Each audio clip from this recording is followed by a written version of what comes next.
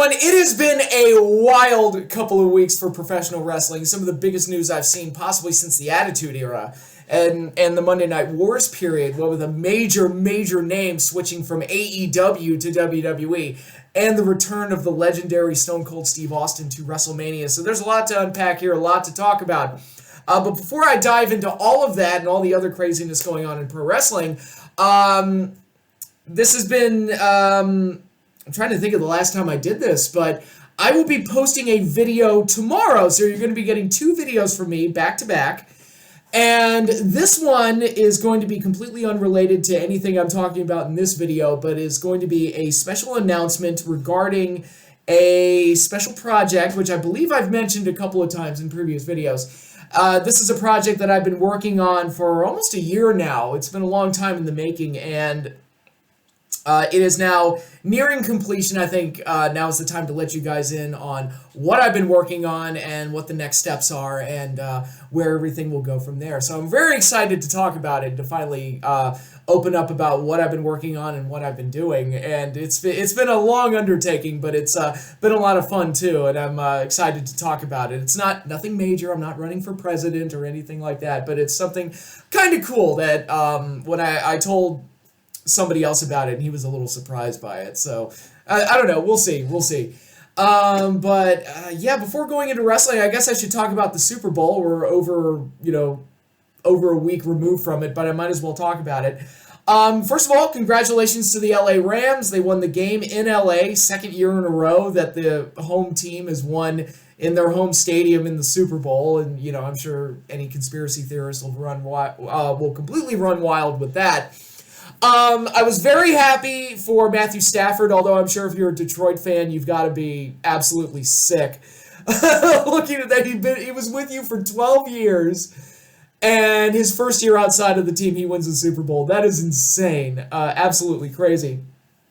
And then he proceeds to get drunk at the victory parade and not help a fallen cameraman, but hey, that's neither here nor there. I completely agreed with Cooper Kupp getting the MVP. I felt like he deserved it. I felt like the season he had was absolutely unreal and unprecedented, even in the annals of all the all-time great wide receivers. I thought he had an amazing season, and I remember when it looked like the Rams were going to win. Granted, the Bengals had their shot at the end, but I was like, if the Rams hold on to this, I really feel like it should go to Cooper Kupp, and it did. And you could have given it to Aaron Donald too. Looks like this will be his retirement, which is sad to see, but at the same time, great defensive player that he deserves this as well. Felt a little sorry for the Cincinnati Bengals. I'd be lying if I said I wasn't pulling for them a little bit more, because it's like, let the team that's never won one win a Super Bowl, And actually, somebody said something interesting. It's like, the amount of space between St. Louis Rams to LA Rams, the amount of space between their Super Bowls, Tom Brady had his entire career. So it's like, man, once you get Tom Brady out of the picture, the Rams win win the big game. Go figure. But I'll say this: I really enjoyed the game. Up until the last drive, at like the tail end, the LA Rams' last drive, I was like, the referees were so hands-off for most of the game, which I tend to prefer. And granted, they let a face mask go, and they let a few other calls go, but I'd rather them not call it than to be over-calling the game and over-controlling the game. So it's like, rein them in, don't let them get too crazy, but especially on a stage like the Super Bowl, I feel like you should let them play. And they were letting them play for most of the game, up until that last drive where LA just got chance after chance after chance. And a couple of those calls, little ticky-tacky for my taste. So I was really happy with the game up until that happened, and it kind of soured me on it a little bit. But overall, solid game. I guess if I have one disappointment, it's that Odell Beckham Jr. gets a Super Bowl ring.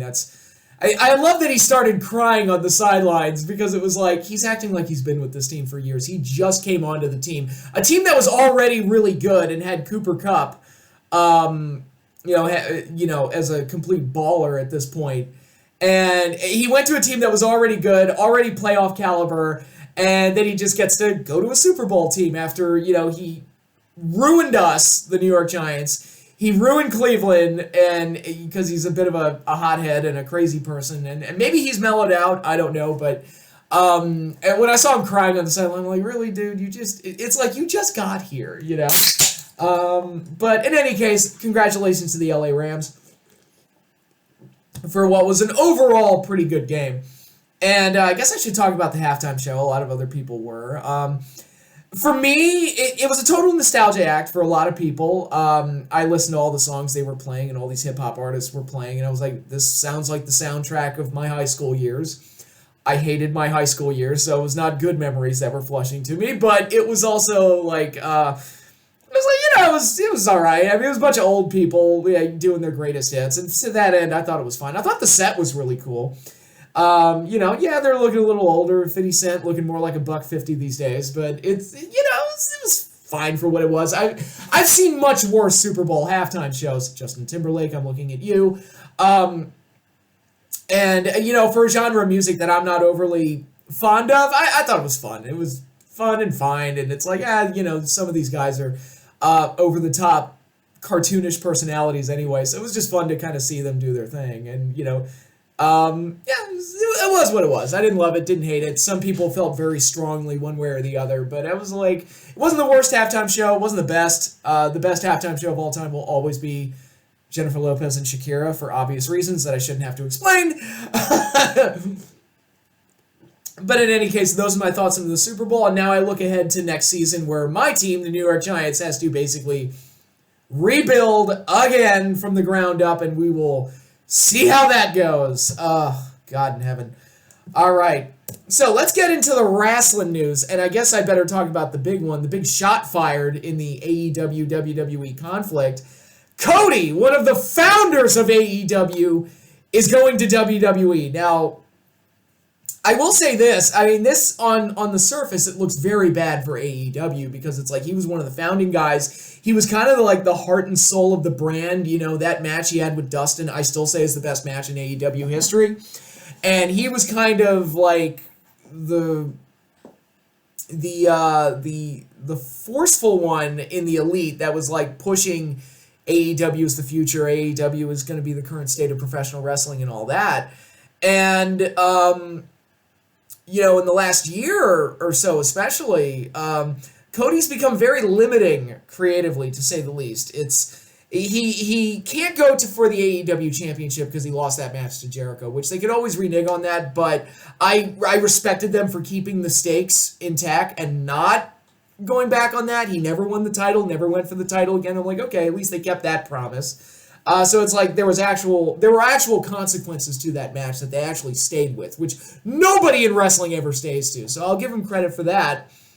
But then on top of that, the fans are booing him, and he refuses to turn heel, which just makes all of his programs awkward, weird, and it reminded me a lot of John Cena, where yes, and we can talk about John Cena being a big star and a big draw and all this other stuff, but for me personally, I got to a point where I couldn't watch him anymore because it was just obnoxious. It's like they've got this doopy-doo stupid baby face that half the crowd despises, and it's just every program, it's kind of the same wash, rinse, and repeat thing that they were doing with him, and it just got boring and stale after a while, and I just couldn't stand it.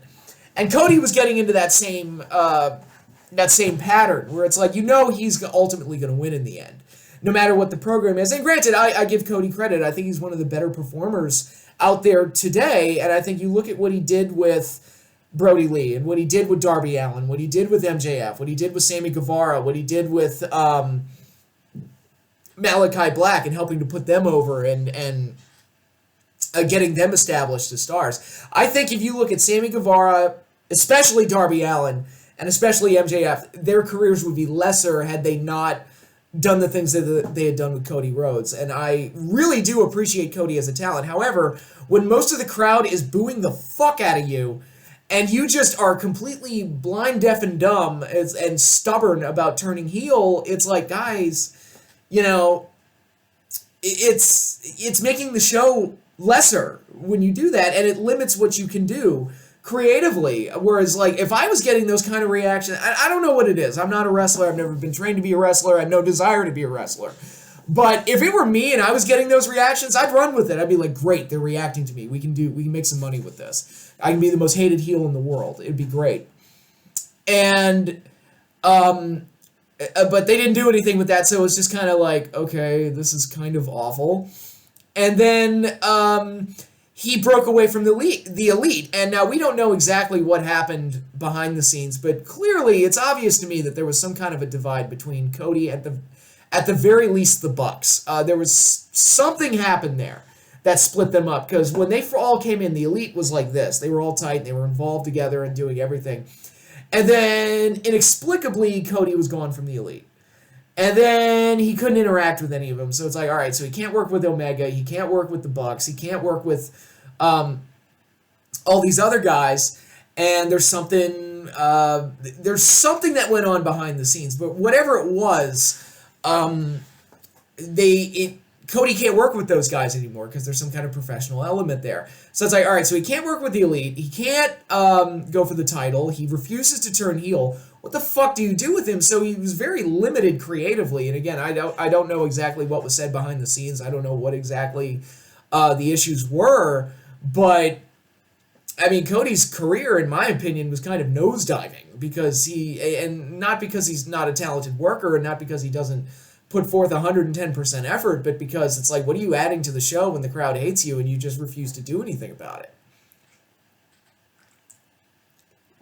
And so I think he was, negative, whether he intended to or not, and I'm sure he didn't intend to, he was negatively impacting the show in the last few months especially. So that said, I would have never expected him to go back to WWE. And but yeah, a headline like this, it reminds me of like back in the Monday Night Wars days where like big stars would go back and forth all the time. And it was back, and for you youngins out there who don't remember what it was like, dude, like getting on the internet back in like 98, 99, 97 to 99 was the real sweet spot. It was like every day was a big news day because it's like, did so-and-so leave? Is so-and-so going to debut on Monday? Is so-and-so going here or going there? It was like, there was no shortage of news online, whereas now it's just kind of like the same random crap every day, and it's been that way for over 20 years. And the death of WCW. And I remember reading an article online after WCW was sold, and that episode of Raw. Like, within the next couple of weeks, one of the articles said, it's like, man, I have a lot less to talk about now without WCW around and without ECW around. It's like, yeah, it's kind of how that works. But in any case, I think it looks really bad for AEW to lose a guy like Cody, who was one of the founding guys. I think it looks really, really bad for them, and it's a bad, like, the optics of it are very, very bad, and this is the first major, like, I guess you'd say victory that WWE's gotten over AEW since the birth of that company. But I think I don't think it'll kill AEW by any means. I think creatively it opens up some more interesting possibilities for them. Creatively, because Cody was just kind of dragging the show down, especially with Bryan Danielson and CM Punk there. It's like, and Cody just not willing to kind of change with the times and make himself more interesting. It was kind of like, all right, well, what's he going to do? And there were things they could have done. He could have worked a program with Punk. He could have worked with a bunch of other guys. I don't know why he decided to work a program with QT Marshall of all people, because that was not great television. I'll tell you that right now. But we shall see. But it looks like Cody Rhodes will be having a match at WrestleMania, a big match, and we just have to wait and see what that is. It'll be very interesting. I know Edge was dropping hints on Raw, saying who he might be facing at WrestleMania, but he also dropped hints for like AJ Styles, Finn Balor, and somebody else, I forget who, but so we'll see. It'll be interesting to see Cody Rhodes at WrestleMania just a few months after main eventing episodes of Dynamite and Rampage. It's kind of crazy to think about, but again, this is the type of exciting stuff that I kind of miss about pro wrestling, where you get crazy shit like this happening all the time. I mean, I were probably like one of the last like truly crazy things to happen during the Monday Night Wars was when Benoit, Eddie, Saturn, and Malenko all walked out of WCW, and then like the next fucking day they're there on Monday Night Raw or whatever it was, and that was insane. That was absolutely insane to see that happen. But back in those days, you'd get crazy stuff like that happening all the time, and so It's kind of weird. Like the news of Cody Rhodes leaving AEW and going to WWE kind of eclipsed what really made my jaw drop, which was the in-ring return of Stone Cold Steve Austin at WrestleMania, which is all but confirmed at this point. It seems like it's going to happen, and the way people are talking about it, I'm going to assume it's going to happen. The rumor being is that he's going to face Kevin Owens in a stunner versus stunner match at WrestleMania. So how do I feel about that? Given this intro, you would probably think that I was super excited about it, and I am. I mean, I'm very intrigued. I was a big Stone Cold Steve Austin fan when I was a teenager. At that age, 13, 14 years old, when he had like his peak run. Stone Cold, they said he was like the blue collar champion that beat up his boss every week and the rest of America could vicariously live through him. Well, 13, 14, I'm in that rebellious phase, and but I was also a very soft-spoken kid, and I would get chewed out by teachers all the time. I went to a Catholic school. That happens. And through Stone Cold Steve Austin, I could kind of live that fantasy of like, man, I wish I could flip off my authority figures and give them the Stone Cold Stunner once in a while, and man, school would be a lot more enjoyable that way. And I was a real big fan of Austin during that time. And to have him back, it's in the ring is something I never thought we would ever see. And actually, I was thinking about it. I think to paint the picture of how long Austin's been out of the ring, I believe, if I'm not mistaken, and if I'm wrong, please post in the comments below. If I'm not mistaken, there's been more time between Austin's like training to be a wrestler and him breaking into the business and having his first match and his retirement match. There's like the gap of time there is less than the gap between Austin's retirement match and now. So it's like he's actually been retired longer than he was a wrestler. And that's also crazy to think about. And again, I never envisioned that Austin would ever step foot in the ring again as an active competitor. I thought the match with The Rock at WrestleMania 19 was it. I was thinking, it's like, if they didn't get a program between him and CM Punk, then it's never going to happen. And now they're going to put him with Kevin Owens for whatever that means. I mean, I like Kevin, but he doesn't feel like a big star or anything. And I got news for you people. Kevin Owens is going to do the job. They are not going to bring Stone Cold Steve Austin back and have him lose his first night in. What might be it definitely is his first match in almost 2 decades. Austin ain't losing that match. I would be very surprised if Austin lost. Especially since people might draw comparisons between Hogan and Rock at Mania 18, and maybe they will, but it's also like Hogan was going up against a guy that was one of the biggest stars in the business at that point in time. Kevin Owens is not that guy. And again, I don't dislike Kevin, but he's been the victim of such bad booking for so long, like many other guys, that he just feels like a normal guy on the roster. Maybe a higher up than most, but not like an irreplaceable guy like Stone Cold Steve Austin. And actually, I saw Truth Slayer's videos talking about the Observer Awards, and he talked about it, and I thought he made a very good point, whereas like the WWE, their desire is to have the brand draw, which is what they've always wanted, and they don't want the wrestlers to get too big, because then you create situations like what happened with Stone Cold Steve Austin and The Rock just up and left. They just woke up one morning and their 2 top stars were gone. And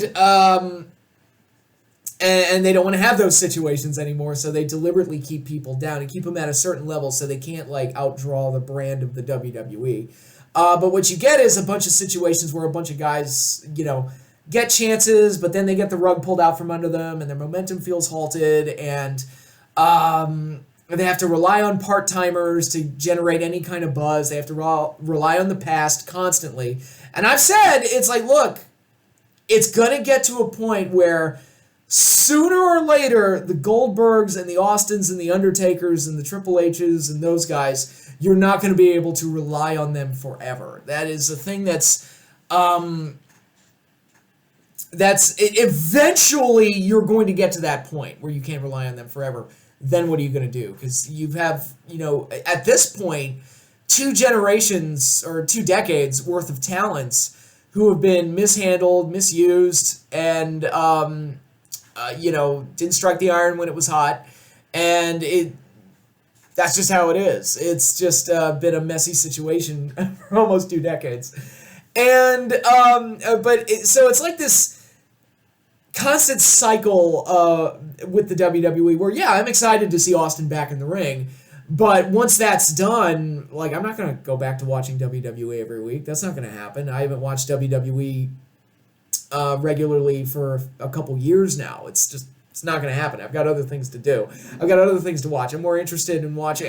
I'm more interested in watching The Office and Knight Rider than I am on any new WWE content. It's just, yeah, it's like, yeah, Austin's the circus tent attraction that's going to get me to watch WrestleMania for sure. But once that's over, I'm not going to come back and start watching Raw every week. That's not going to happen unless WrestleMania is so amazing that they blow my mind. But I think they think very short term. They think, oh, this guy's a star, this guy's not, and so they book him like he's not a star. And it happens to so many talents, and it's how the WWE operates, and it's how they've been operating for a long time. So Kevin Owens, yeah, he's going to get this big payday against Austin, but he's not going to go over. I'm letting you know that right now.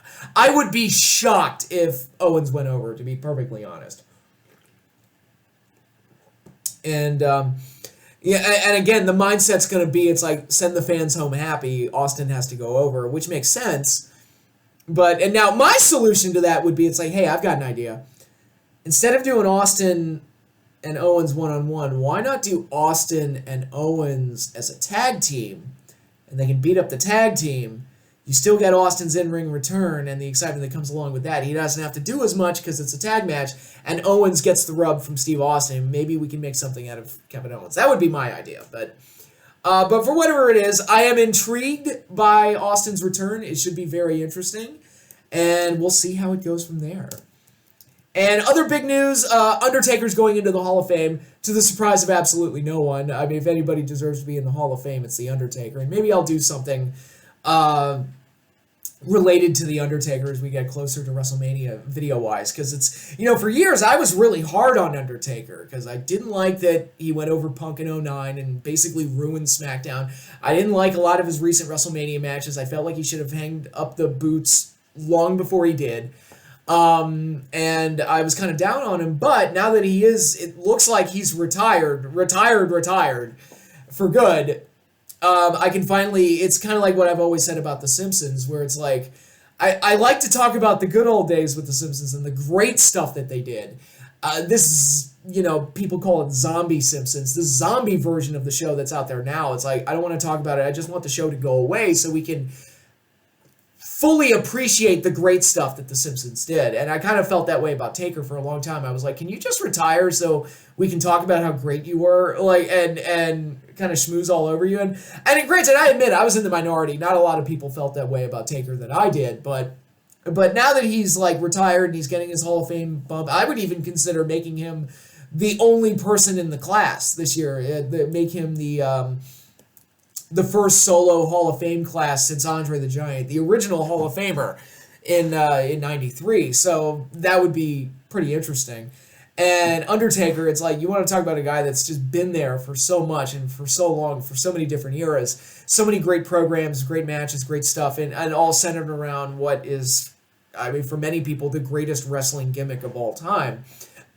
There's a lot of great stuff for a legendary career that The Undertaker has had. So congratulations to him. It's his day in the sun, and he has more than earned it, despite my misgivings of what he's been like, the last, let's say, decade of his career, shall we say. A lot of ups and downs during that period, mostly downs in the last few years. But overall, now it's like, all right, now that he's retired, we can talk about how great he was, and I'm happy to do that because Undertaker was great. And then you want to talk about somebody I was a mark for as a kid. You couldn't find a bigger Undertaker mark than me in the 1990s. I loved him. I remember when I was a kid, the second he turned face and he helped Macho Man against Jake Roberts, Undertaker became my favorite wrestler. Literally, it's all it took. It's like, once he turned face, I'm like, okay, Taker's my favorite now because he's an undead, spooky zombie man. And that's all 7-year-old me needed. So that is all great, grand, and wonderful. So speaking of WrestleMania 38, I'm looking over the card now. the rumored card, and we have a few matches that are official. Where'd it go? Where'd it go?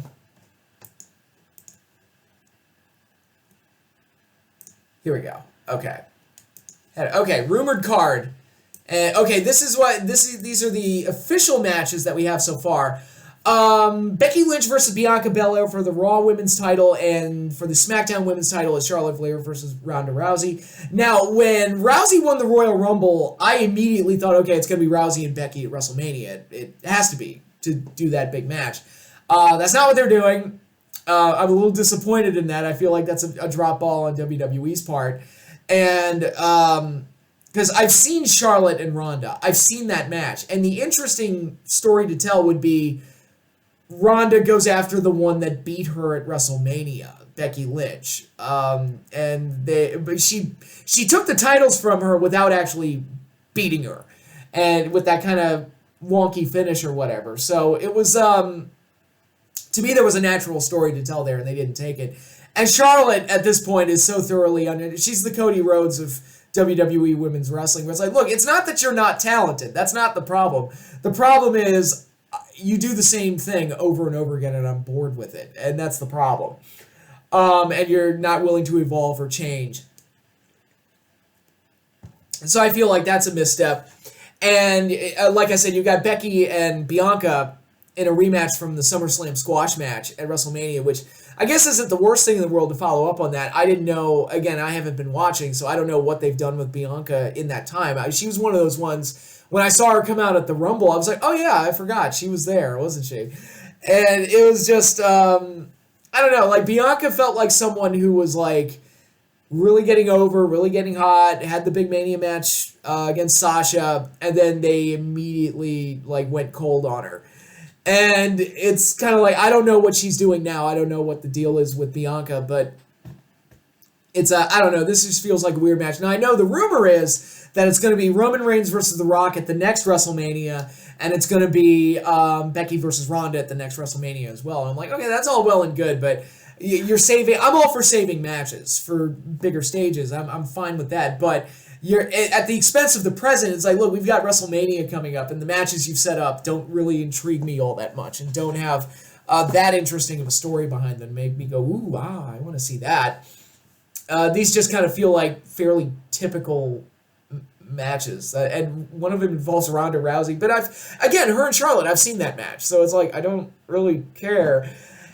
And the other match that's been confirmed is Lesnar versus Roman Reigns, with both titles on the line, winner takes all. Now, I will say this. We've seen this match way too many goddamn times, especially in the main event at WrestleMania. They main evented 2 WrestleMania. And by the way, no other pairing has main evented 3 WrestleManias, not even Rock and Austin, which is crazy that they've gotten to do it so many times. But especially after the last time they did it was so bad, just a complete fiasco. But I will say this, storyline-wise, is probably the most interesting match that they've had together, with Reigns being the heel and Heyman joining up with Reigns, and Lesnar being cowboy face man and actually has like something resembling a personality beyond scary beast monster man.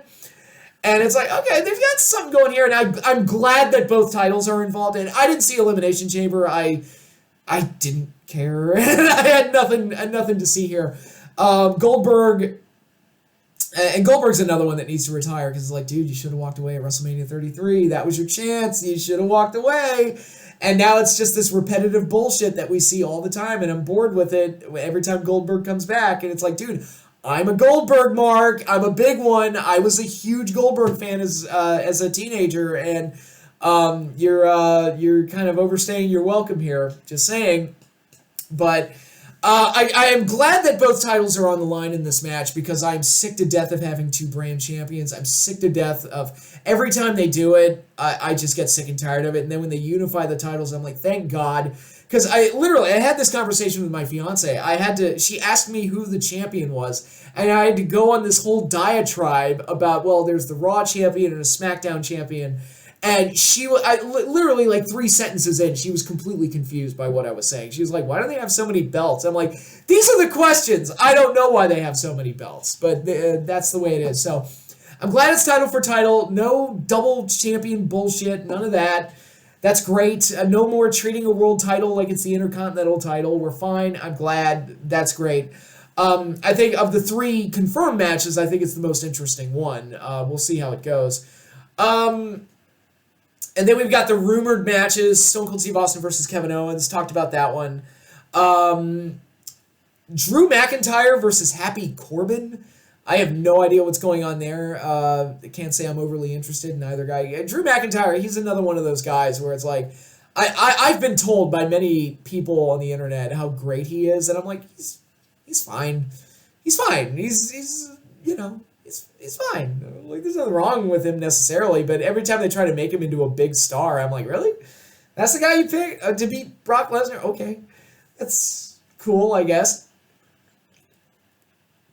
It's like in ROH when Samoa Joe had that epic world title run and he lost to Austin Aries. Of all people, it's like, really? Austin Aries we should pick? Okay, like, cool. I guess it's fine. Like, I don't know. Wouldn't have been my first choice, but hey, whatever. So yeah, I can't really say anything about that match. I don't know what's going on there. Rumored match: Rey Mysterio and his son Dominic taking on The Miz and Logan Paul. Okay. Another celebrity involvement. And another rumored match is Sami Zayn taking on Johnny Knoxville. There's, what, they have 2 celebrity matches? 3 if you count Ronda. That seems a bit excessive. But again, they've done such a bad job building up their roster. And by the way, this is a 2-night show. That should create more opportunities for guys like it did, the 2020 edition. Obviously not a great WrestleMania for obvious reasons, but at least the good thing that came out of it, it's like finally some of these guys are getting singles matches on the show. And it's like the fact that it took a pandemic for Dolph Ziggler to finally get a singles match at WrestleMania was just criminal. Like, it's like, how does that even happen? I don't understand. But some of these guys have just been royally shafted over the years. And there's a bunch of stuff like that goes on. So, but yeah, now it's just like, oh, we got to get Logan Paul in there. Okay, fine. You got to get Johnny Knoxville in there. Okay, fine. And again, I'm not against celebrity involvement in wrestling. I think when you look at what Mike Tyson did, you look at what Mr. T did, you look at what Cyndi Lauper did, celebrities can really add a lot. The problem is I don't give a shit about Logan Paul or Johnny Knoxville, so it's like, oh, okay, like, this is what we're doing, I guess. I mean, the Jackass movie's already come out. It's not like they still need to promote it or anything, I don't think. I mean, I don't know. I would hope that Sami Zayn would go over in that match, but again, I mean, the celebrity wrestler matches, the odds are typically in favor of the celebrity. It's just how... It's just true. Like, it's when you tally the numbers, there's the celebrity wins far more often than they lose. So that's WrestleMania. So right now, I think the most exciting thing on the card is Stone Cold Steve Austin, and all the question marks that brings. And there's also Cody, whatever his role is going to be. I know they've teased a match with Edge, and I think if Edge ends up working with I would rather see Edge and AJ Styles. I think that would be an interesting pairing. But what I would do with Cody, I would consider doing a match. And I know that Randy's doing the tag team with RK Bro and Matt Riddle and everything, and they're apparently over. I've only seen bits and pieces of it, so I can't really say. But I would rather see Cody go up against Randy Orton and do like the, hey, in Legacy, you held me down, and now I'm a bigger star than you are, and I was able to form my own game. Make a whole story out of it. We'll see what they do, but I mean, I think there's a lot more story to tell there, especially since Randy Orton's one of those guys that's been there forever, and I keep forgetting that he's there because it's like the idea of Randy Orton winning another world title just makes me gag. Like, it's like, really, again? But then it's like they don't put him in those spots, and I forget that he's even there. And again, I know that the RKO Bro thing or whatever it is, apparently it's over, but again, I'm not watching week to week, so what are you gonna do? Wow, Randy's like the last one left from that 2002, well, Lesnar, but Cena's gone, Batista's gone, and Randy was like, of that generation of stars that came up, like Randy's like the last one left, which I would have never expected given his behavioral problems. But yeah, so WrestleMania 38 is shaped. And I will have more. I will have more to say about that as the weeks go on. I'll have more videos lined up. I have an idea for a for a couple of videos. Oh, another video I'm working on, two videos I'm working on actually, the WWE 2000 pay-per-view reviews. I'm working on those. That might be the next video. Okay, special announcement is tomorrow's video, and then the next video after that is likely going to be the first round of WWE 2000 pay-per-view reviews. I'm halfway through the year. I just watched King of the Ring the other night, so I'm halfway through the year, and I can start knocking out those reviews and get those to you guys. And my Batman the Animated Series videos that I've been toying around with for about a year now, I finally settled on a format that I want to use for them, and you might be seeing those around spring or summertime. Hopefully. We'll see how that goes. But I'm actually kind of excited to do those and see how those turn out. So that said, we've got a lot more to talk about in the non-wrestling side of things, in the world of entertainment. A couple things I want to comment on. First of all, Cobra Kai Season 4, I haven't talked about it yet. Cobra Kai is one of my favorite shows right now. One of the few cases of them reviving a dead brand or dead property, dead IP, and it actually being really good.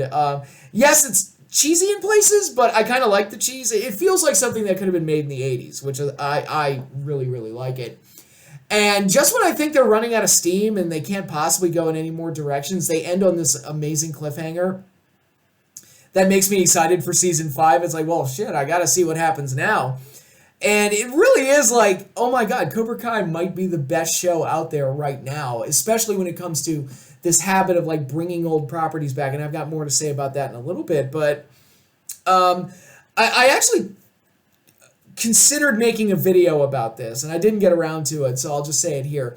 Cobra Kai, especially Season 4, is better pro wrestling than most pro wrestling. It does everything that pro wrestling used to do really well and ends on a big event that I guess you would call Wrestlemania, the All Valley Karate Tournament. And it had all the storylines, all the characters set up to get them into the places they needed to be for that tournament. And the end result was very satisfying, very exciting, and awesome. And I was like, man, you know, when they were handing out those Observer Awards, I know UFC qualifies for it for some reason, but there's a part of me that's like, why not throw Cobra Kai in there? It's better. It's literally better pro wrestling than most pro wrestling. There's heel turns, face turns, betrayals, new alliances formed, and everything. And it's amazing. Like, it's just really exciting and really, really good. And I never would have thought that a revival of the Karate Kid would have yielded such an exciting show, but it does. And you know, and it's amazing to, especially to see how much these characters have grown, these young kids have grown since that first season, and what they've turned into. Like, Dimitri used to be an obnoxious, nerdy dweeb, and now I like Dimitri. Hawk went from being the guy that flipped the script, became awesome, then he became a giant bully, and now he's got, like, this season puts him on kind of a redemption arc, and he ended up being my favorite character of the season.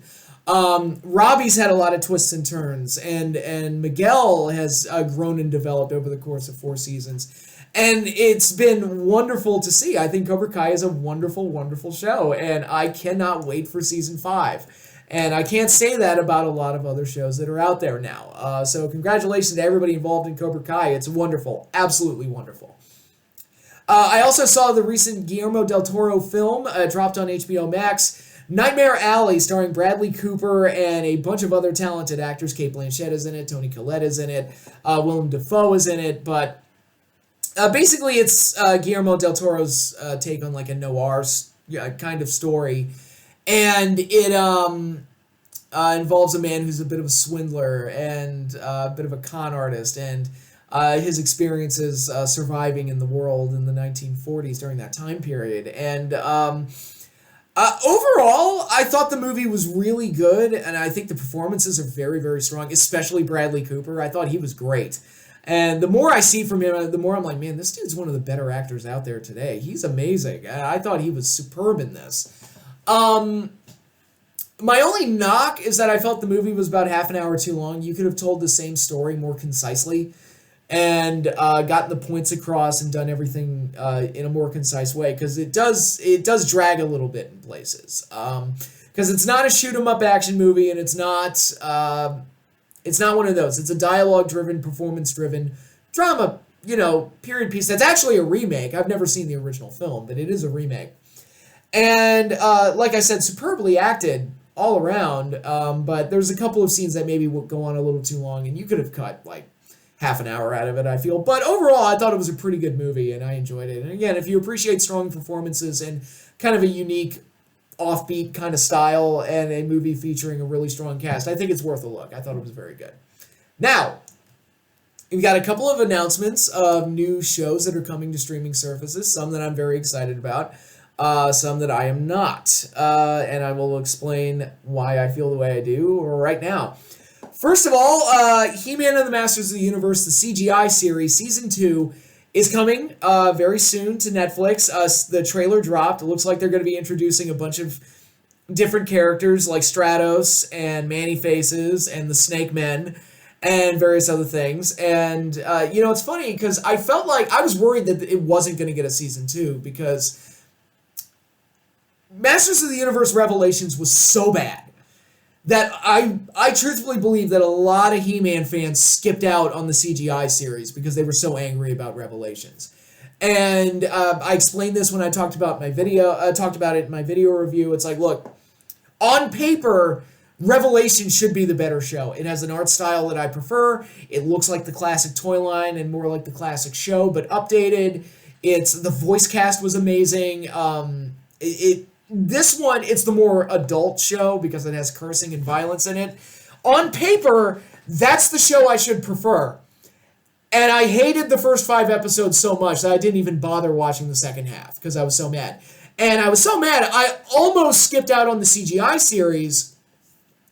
And somebody else, a friend of mine, watched it and he was like, Patrick, I think you should watch this one. I think this one will be more yours. This will be closer to what you want out of a He-Man show. And my friend was right. I actually really liked the CGI show. I was like, and the more I thought about it, the more it like kind of stayed with me, and I was like, yeah, I kind of dig it. It's a solid show. And it's more of a kid's show, more of a kid's action adventure show, which is what He-Man should be. If you're going to create new fans, I feel like that's the direction to go in. So there were a lot of things they did really well in the show, especially their handling of the villains. I loved Skeletor. I loved Beastman and Trapjaw and Evil Lyn, and I thought they were handled very well. And now, but because of the backlash from Revelations, I thought, oh my God, they're not going to... The CGI show, the one that's actually good, is not going to get a Season 2. I'm happy to report that I was wrong. It got a Season 2. The trailer dropped and we're getting it. So it's like, thank God the good show got rewarded. Now, I know that Revelations ended on a cliffhanger. I had it spoiled for me. I don't really care because I'm not going to watch it anyway, but it ends on a cliffhanger that teases for Hordak and the Horde, and apparently they were the ones behind the mechanical cult that Triclops was running in Part 1, and I don't care. It's like, oh great, they're going to ruin Hordak now? Thanks. Appreciate that. So that was my attitude towards Revelation, so I don't give a shit if that comes back or not. I doubt it will, given the backlash, but it's nice to see that the good He-Man show got rewarded. That's the one if you didn't like Revelations and you're a He-Man fan that's kind of looking for something a little bit more familiar and more traditional to He-Man, I think, even though it does change stuff, I think the CGI show will be more your taste. And overall, I thought it was really good, so I enjoyed it.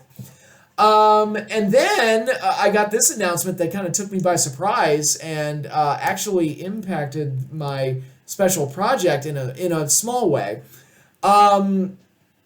Godzilla is getting a show on Apple Plus. Holy fuck, I have to actually sign up for Apple Plus now, don't I?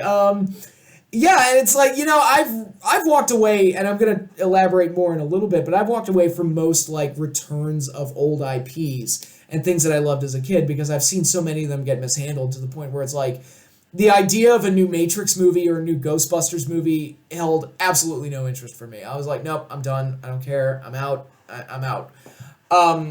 So I'm sick and tired of them feeling entitled to my time and my clicks and my money.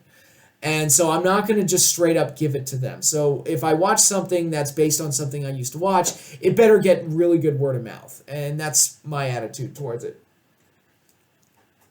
I still haven't watched Book of Boba Fett. What I've heard, it's not good up until the last 3 episodes. And yes, I know Cad Bane's in it. I had that spoiled for me. I can't muster the energy to care. And it's like, oh my God, they've made me apathetic towards Star Wars. Disney, what have you done? The prequels didn't even make me apathetic towards Star Wars.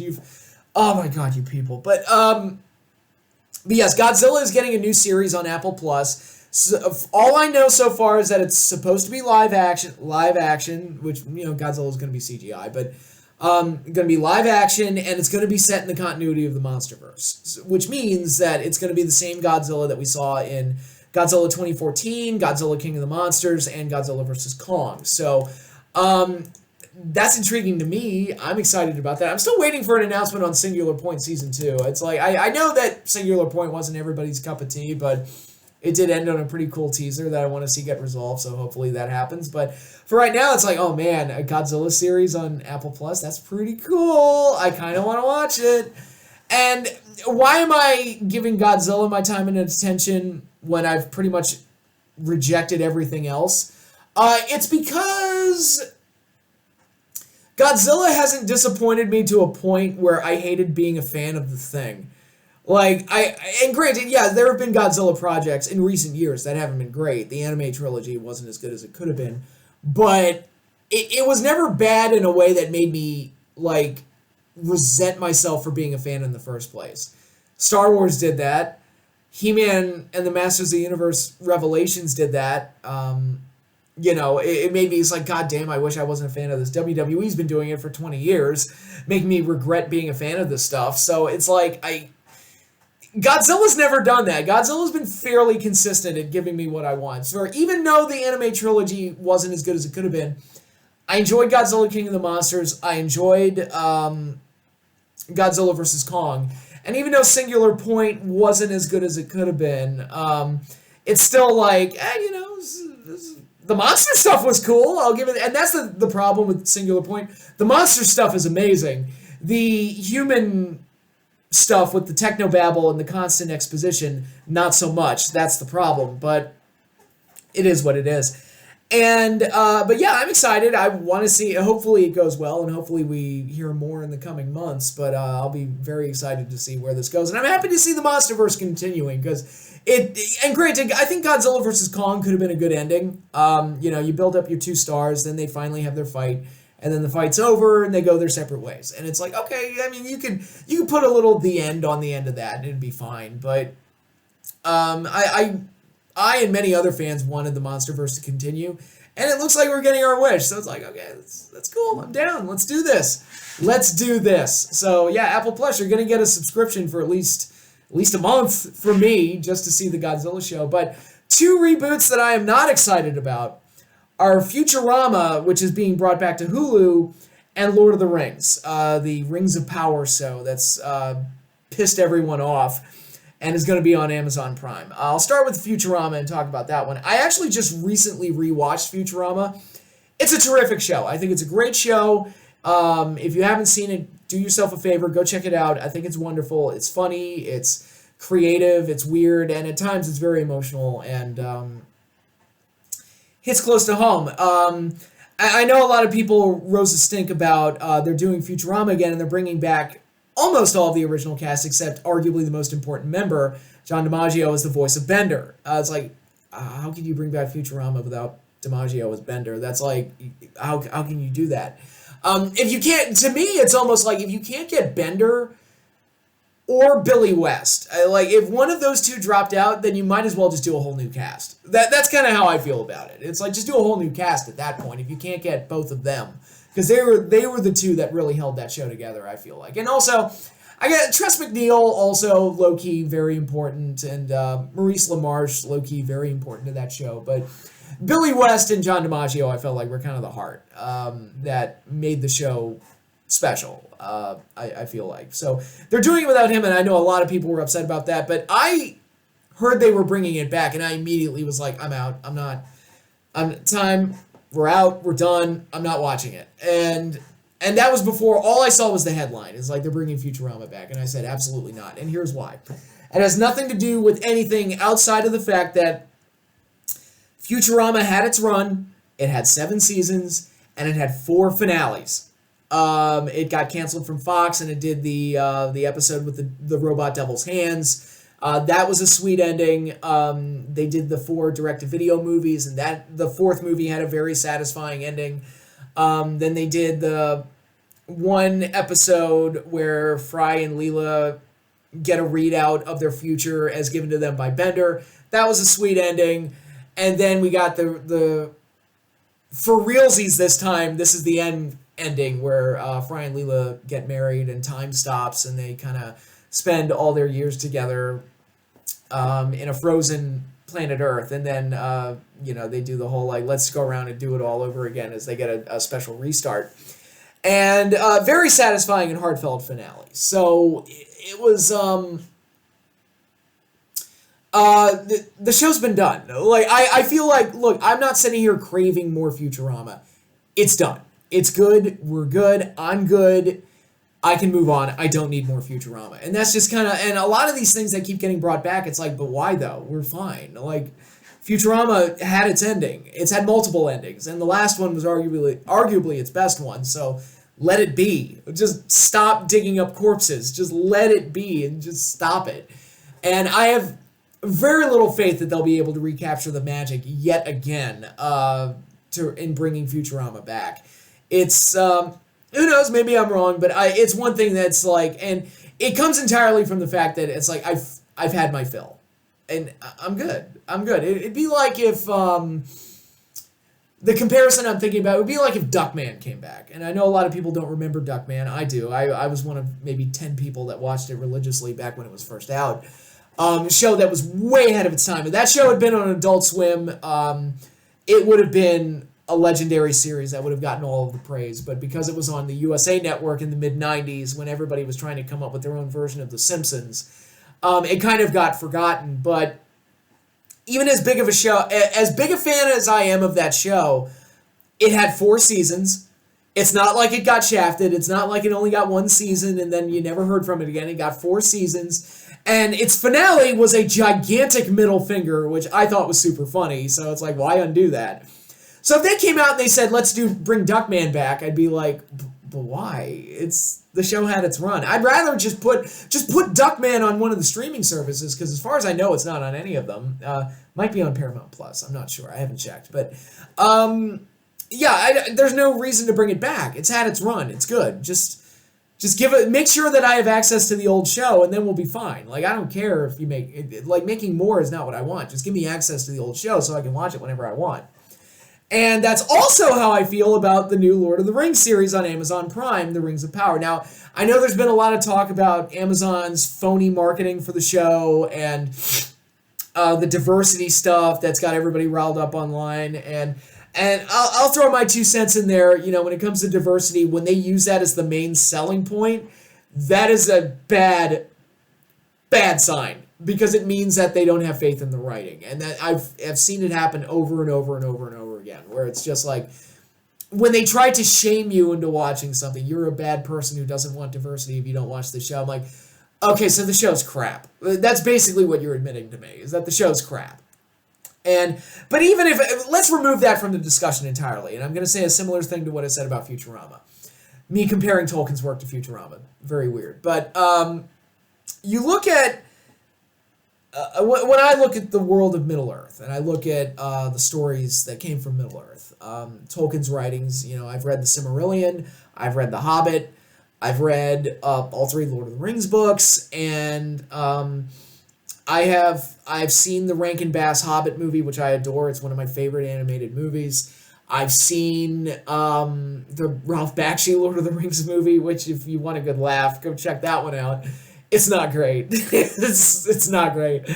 I've also seen the Rankin Bass Return of the King movie, which was just confusing. Like, even as a kid, I was baffled by that film. And there's the Peter Jackson Lord of the Rings, which to me is the culmination of cinema. Like, that movie, for its historical significance to cinema, to me, the Peter Jackson Lord of the Rings trilogy took all of the filmmaking techniques that began with, like, the Lost World and King Kong in, like, the 20s and 30s, and built up more and more with, like, the works of Ray Harryhausen and the works of the biblical epics like the Ten Commandments and Ben-Hur, and what happened in Star Wars and Jurassic Park and all these other huge benchmark major motion pictures. I think Lord of the Rings, the Peter Jackson trilogy, is the culmination of all of the work that went into those movies, and it happened right there in this near perfect trilogy. Near perfect. I do have problems with it, but it's near perfect. Nothing's ever perfect. But you have that, and then you have the Peter Jackson Hobbit trilogy, which is so forgettable. I often forget that I even saw them. Left absolutely no impression on me. It was completely unnecessary. So, I look at all of that, and I just feel like when it comes to the world of Middle Earth, it's like I think I have everything I need. It's like, look, I've got Tolkien's work. I can still read this. I recommend it's like read The Hobbit, read the 3 books, the Lord of the Rings books, read those. And then if you want to see adaptations, I recommend the Rankin Bass animated Hobbit film and the Peter Jackson trilogy for Lord of the Rings, and you're good. And if you're feeling fancy, you can read the Silmarillion. And that's really all you need. Any kind of expansion on Lord of the Rings to me is not a thing, or the world of Middle Earth is not a thing that opens itself up to an expanded universe of sorts that Star Wars did. It's just not, it's completely unnecessary. I feel like the story's been told. I don't need to see any more. I'm good. When I first heard they announced the show, I was like, but why though?